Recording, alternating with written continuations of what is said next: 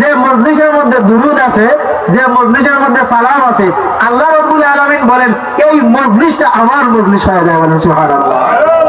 লা ইয়াকুদু কওমুন ইয়াযকুরুনাল্লাহ তাআলা ইল্লা হাফাতুহুল মালাইকাতু ওয়া গাশিয়াতুহুর রাহমা ওয়া নাযালাত আলাইহিমুস সাকিনাহ ওয়া যাকারাহুমুল্লাহু ফী মান ইনদা।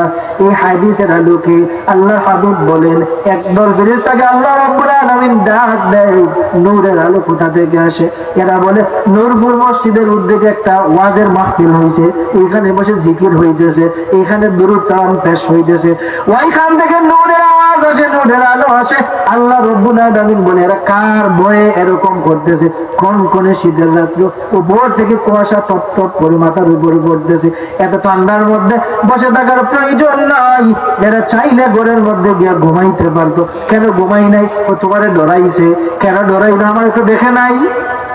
তোমার জান্নাত জান্নাতের আশায় না, জান্নাত তো দেখে নাই, জাহান্নামের ভয়ে জাহান্নামও তো দেখে নাই। ও ফেরেশতারা রে, আমার একদল বান্দা আমি আল্লাহকে দেখে নাই, জান্নাত দেখে নাই, জাহান্নাম দেখে নাই, তবু আমি আল্লাহর সন্তুষ্টির জন্য এত শীতের রাত্রিতে আরামের বিছানা দেখে যারা এই মাহফিলের মধ্যে জিকিরের মজলিসের মধ্যে বসে আসে, সাক্ষী থাক আমি আল্লাহ তাদের জিন্দেগির গুনাহ মাফ করে দিলাম। লাভ হয়েছে না লস হয়েছে?